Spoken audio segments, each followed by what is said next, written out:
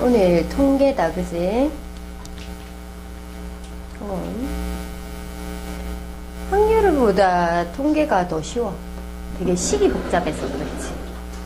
그래서 그때 지난주에도 샤론이가 얘기했듯이 하루에 많이 이렇게 한꺼번에 정리하면 괜찮은 것 같다. 맞아.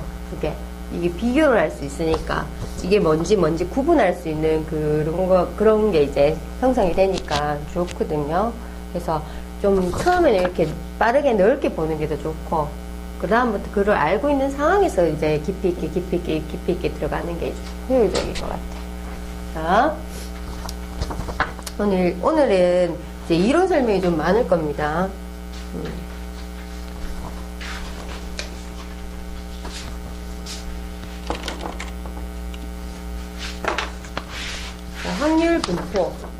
확률 분포가 뭐냐 하면 어떤 우리 변수가 있어요. 그래서 확률 값을 가지는 어떤 변수, 얘가 각각의 x1의 값을 가질 때 p1이라는 확률 가지고 x2라는 값을 가질 때 p2라는 확률 가지고 각각의 확률이 각각의 변수마다 자기가 각각의 확률이 존재하더라. 예를 들어서 이런 거야. 선생님이 주사위를 갖다가 3번을 던졌어. 주사위 3번 던지는 시행에서 1의 눈이 나온 횟수를 확률 변수 x라고 하자라고 했으면, 이게 요 x라는 게 확률 변수거든. 확률을 가지는 변수를 확률 변수라고 그러거든. 확률을 가지는 변수. 주사위를 갖다 선생님 3번 던지면 1의 눈이 나온 횟수가 빵번 나올 수도 있고, 1번, 2번, 3번까지 나올 수 있죠. 총 4가지밖에 안 되지. 그치? 총 4가지밖에 안 되지? 그런 상황들을 가지고서 0번 나올 확률, 1번 나올 확률, 2번 나올 확률, 3번 나올 확률, 4번 나올 확률, 이런 식으로 그 각각의 확률을 적어줄 수 있거든.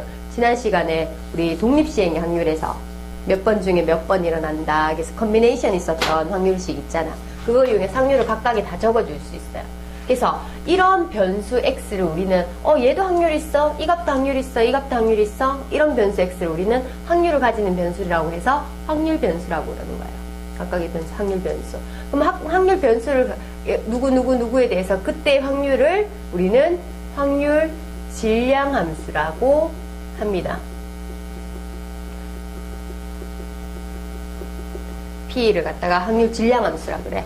그 확률 질량 함수라고 규정짓는 이유는 뭐냐 하면, 이유는 우리가 확률 변수 x가 뚝뚝뚝뚝 떨어져 있는 이산 확률 변수. 정확하게 얘기하면 얘는 이산 확률 변수에 이산 뚝뚝 떨어져 있다라는 뜻이거든. 나중에 우리 정규 분포를 가게 되면 연속 확률 변수라고 변수가 이름이 또 바뀌어요. 이 변수는 주사위를 던졌어. 1의 눈이 나온 횟수를 갖다가 x로 잡을 거야. 그럼 x는 0, 1, 2, 3 뚝뚝 떨어져 있다고, 그 값 자체가. 연속 확률 변수는 우리가 이따 배울 연속 확률 변수는 만약에 0부터 10까지 있다 그러면 0부터 10까지 거기에 세세하게 촘촘하게 다 그런 값들이 모두 다 변수가 된다는 뜻이야. 그래서 이산 확률 변수에 대해서 각각의 확률을 갖다 우리는 확률 질량 함수라 그러고, 이따가 배울 만약에 확률 변수가 연속 확률 이산이 아니라 연속 확률 변수로 바뀌면 확률 밀도 함수로 바뀝니다. 알겠죠? 오케이? 그러니까 대상이 다른 거라. 근데 그 정해지는 그 룰이라든지 평균을 구한다든지 분산 구한다든지 표준 편차 구하는 방법 자체는 변하지 않아. 대상이 변하는 거야. 알겠죠? 얘는 뚝뚝뚝 떨어지는 그런 변수, 확률 변수, 이산 확률 변수. 그게 연속돼 있으면 연속 확률 변수야. 그래서 그거는 연속 확률 변수는 그래프로밖에 못 그리죠. 왜냐하면 점에 대해서 그 값을 딱딱 찍어서 그 점에 대해서 찍어서 하면 그래프가 나타나겠지. 연속에서 다 있으니까. 그래서 이제 정규 분포 그래프가 연속 확률 변수에 대한 그런 확률 분포 값이죠. 그래서 우리는 확률 분포라고 했는데, 자, 그러면 이런 이산 확률 변수 x에 대해서 각각의 확률을 갖다가 이렇게 표를 만들어 놓은 요걸 갖다 우리는 확률 분포 표라고 그래요. 이 표를 확률 분포 표.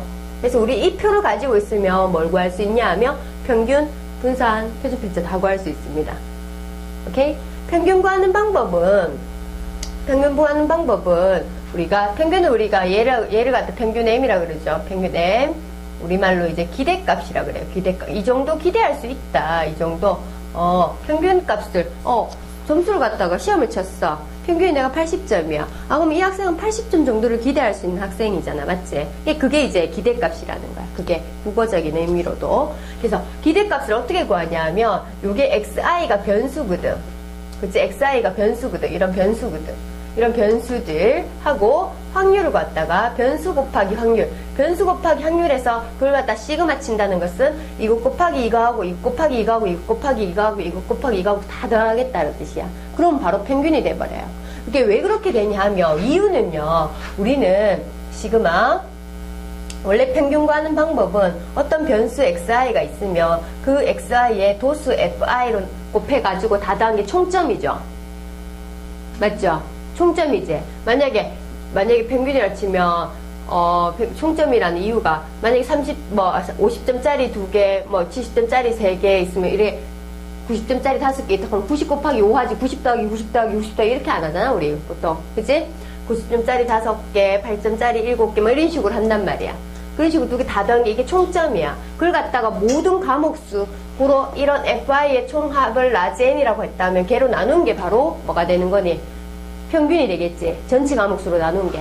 그치? 요게 이제 변수고, 요게 도수거든. 도수가 뭐냐 하면 빈도수. 도수 분포표 그려봤죠, 중학교 때. 맞지? 계급값을 가지는 값에 도수가 얼마나 되느냐. 개수가, 빈도수가 얼마나 많으냐, 몇 명이냐, 이런 걸 갖다가 빈도수를 하는데, 이 n이, 시그마 성질은 n이 요 안으로 들어갈 수 있잖아요, 상수니까. n이 들어가면 여기 라지 n분의 fi가 되는 거야. 이 라지 n분의 fi는 전체 경우의 수분의 이 변수 값을 가지는 경우의 수가 되니까 전체 경우의 수분의 이 상황의 경우의 수하는 얘가 누구 뜻이야? 무슨 뜻이야? 확률을 의미하죠. 그지? 얘가 확률을 의미하지. 아, 이게 확률이야. 이게 PI야. 그래서 저게 우리가 변수에다가 확률을 곱해가지고 다 더한 게 기대값이 된다는 거야. 쉽게 들어가자면 곱하고 해서 다 더하면 평균이야. 어렵진 않지. 그치? 그래서 너희가 이런 표를 보게 될 겁니다. 표에 있는 값들을 각각 채워놓기도 할 것이고요. 이걸 보고 평균도 구하고 분산도 구하고 표준편차도 구합니다. 근데 여기 있는 확률들 다 더하면 얼마가 돼야 돼요? 1을 만족해야 돼. 모든 확률의 합은 얼마가 되기 때문에? 1이 되기 때문에. 그치? 이 밑에 표들의 합은 1이 되고 기대값은 평균, 기대값이 대신 평균이라고 얘기하기도 하죠. 그래서 둘이 곱하고 해서 다 더하면 바로 기대값이 되는 거고. 분산은 어떻게 구하냐 하면 원래는 요게 누구냐 하면 편차예요. 편차. xi의 평균을 갖다가 뺀 변수에다가 평균 뺀 편차 제곱에 확률을 곱했으니까 실제 편차 제곱의 평균이 분산입니다. 자, 평균이라는 것은 어떠한 변수가 있으면 거기에 확률을, 그 변수에 대한 확률을 곱해서 다 더한 게 기대값이 되는 거야. 그것이 바로 평균이 되는 거야. 기대값 바로 평균. 그러니까 통계는 용어만 정확하게 알면 되는 거예요. 정신 똑바로 차려. 이건 편차를 제곱했는 거예요. 맞지? 그치? 편차를 제곱했는 것을 변수로 잡은 거야. 그러면 거기에 누구를 곱했어? 확률. 그러면 얘는 분산은 편차 제곱의 평균. 이렇게 얘기할 수 있고 편차 제곱의 기대값이라고 물어볼 수도 있습니다. 분산을 구하세요 안 하고 편차 제곱의 평균을 구하세요. 편차 제곱의 기대값을 구하시오. 이러면 분산을 구하라는 뜻이야. 그렇게 우리나라 말로 물은 적이 있습니다. 근데 우리말로 이제 한글로 이렇게 물었을 때 그게 의미를 갖다가 분산이라는 건 VX라는 걸 알고 있지. 이게 바로 분산이라는 걸 알고 있지.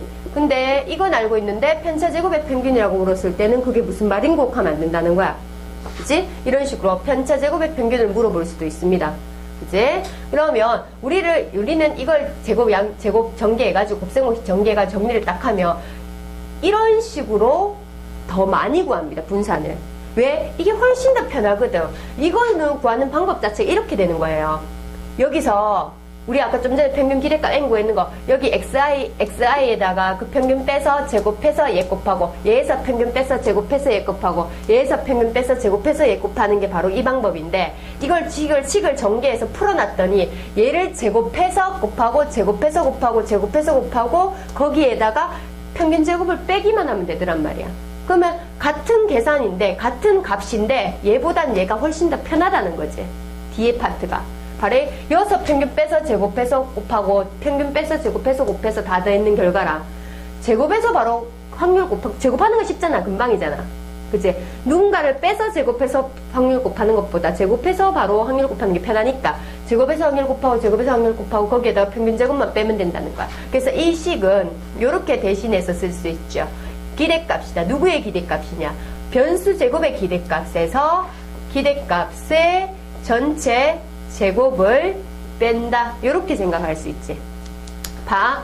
요거 봐. 좀 전에도 얘기했죠. 변수에다가 확률 곱하면 기대값이란 얘기를 했어요. 여기에 변수는 누굽니까? 제곱이지.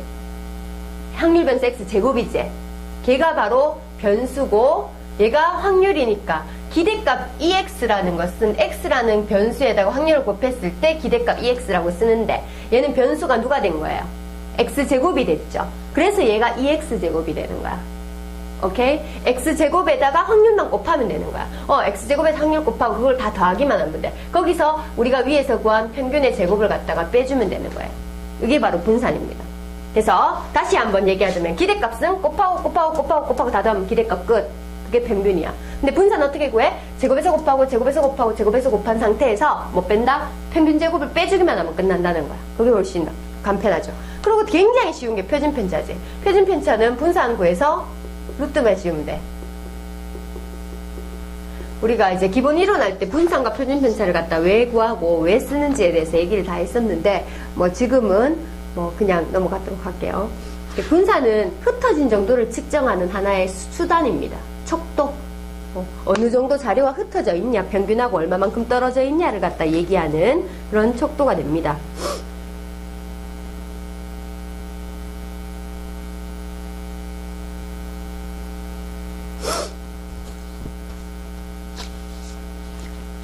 그래서 이런 용어들을 갖다가 정확하게 알고 있고 우리는 그걸 갖다 써먹을 수 있으면 되겠습니다. 그럼 기대값도 구했고 평균 이제 분산도 구할 줄 알겠고 그 다음에 표준 편차도 구할 줄 알겠습니다. 거기에 대한 이론 설명들을 갖다가 했고 다음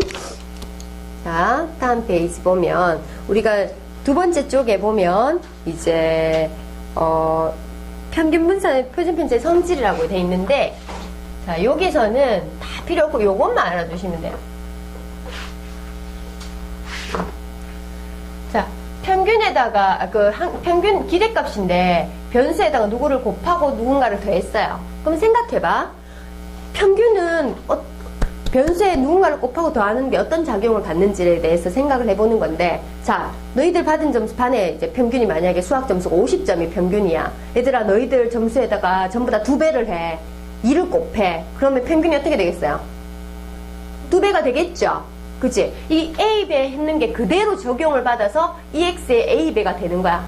그치? 그럼 너희 전부 다 10점씩 다 올려줄게. 그럼 자기 점수 10점씩 올라가겠죠? 그럼 평균도 어떻게 되겠습니까? 10점이 올라가겠죠? 그래서 누군가를 곱하고 더한 것이 그대로 작용이 되는 게 바로 기대값이 평균입니다. 오케이?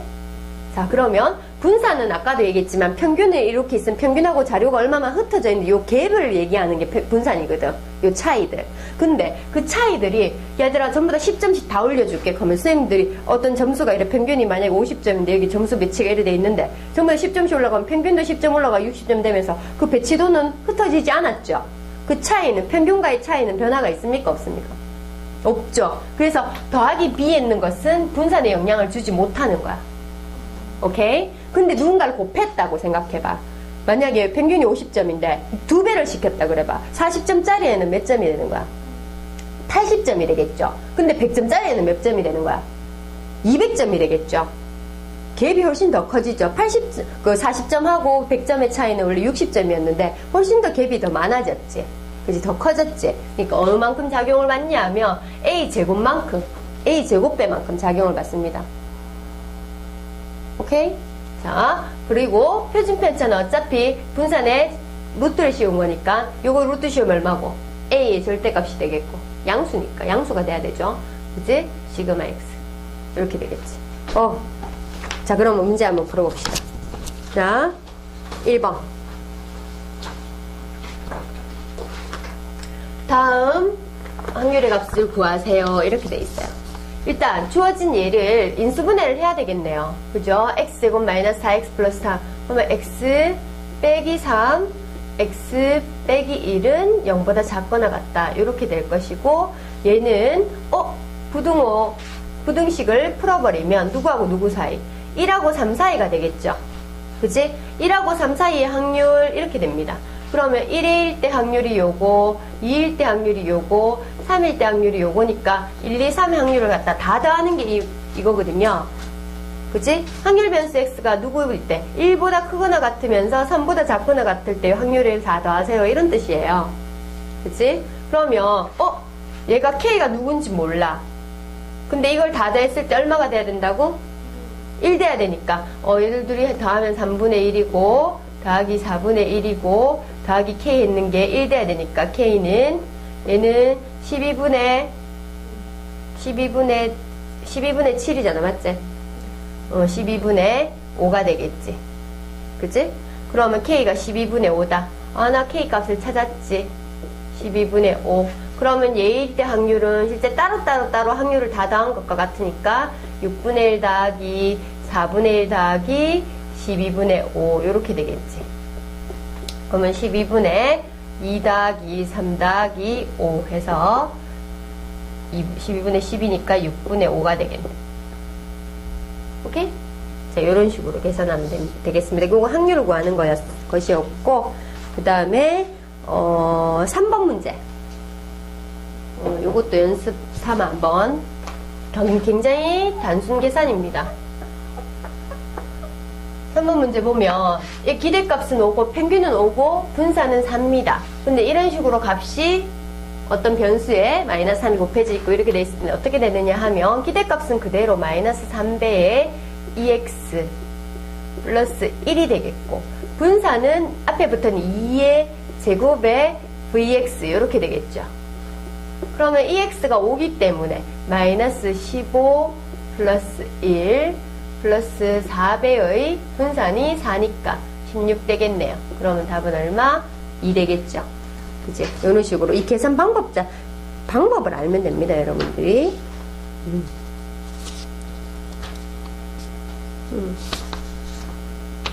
자, 그러면 저 뒤에 봐가지고 저 뒤에 보면 수능 문제가 있어요. 수능 문제도 되게 잘 출제되고 있습니다. 이 빈칸 채우는 문제들하고. 지금 20번 문제 한번 보세요.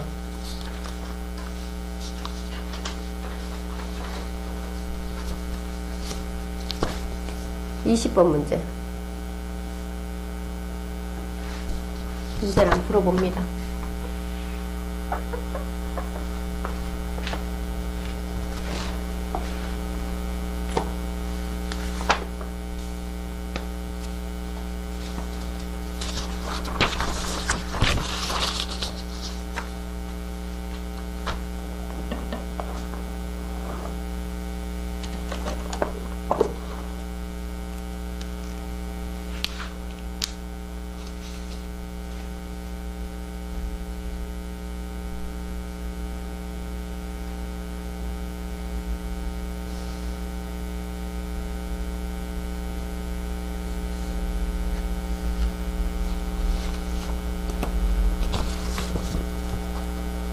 지금 2011년도 평가원 3점짜리고 이런 단순하게 기본적으로 너희가 해볼 수 있는 평균을 구한다든지 이런 기본적인 성질들을 갖다 이용해 이게 3점이에요.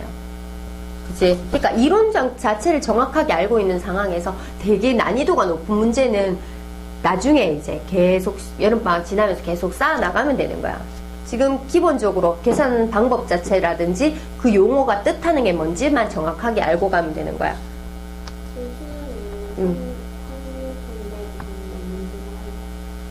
어차피 시험 문제 반반 똑같잖아. 15문제 나오겠지, 미통계에서. 근데 앞에 있는 함수극한하고 미분적분이 반이고 통률통계 반이잖아. 근데 미적분이 조금 더 중요하죠. 그치, 뭐, 비율적으로 따져보면, 확률, 이렇게 하면 이제 뭐, 15문제를 치면, 뭐, 한 8문제, 7문제, 이 정도 차이 나겠네, 그치? 확률 통계에서 7문제 정도? 6, 7문제는 나온다고 보는 거지. 그치? 그럼 통계에서 나올 거는 뻔한 거라. 확률에서 나온 거 조건 방률 나오겠죠. 그지? 중복조합 문제 나오겠죠. 중복조합이나 이항 정리 나오겠지. 그지? 그것만 해도 벌써 3개잖아. 딱 하나에다 그 아이템 하나하나 중복조합 3문제 나오고 이러진 않잖아. 되게 중요한 개념 자체가 딱 있으니까 그 개념 자체만 정확하게 딱딱딱 알고 있으면 되는 거야. 그게 뭐를 의미하는지.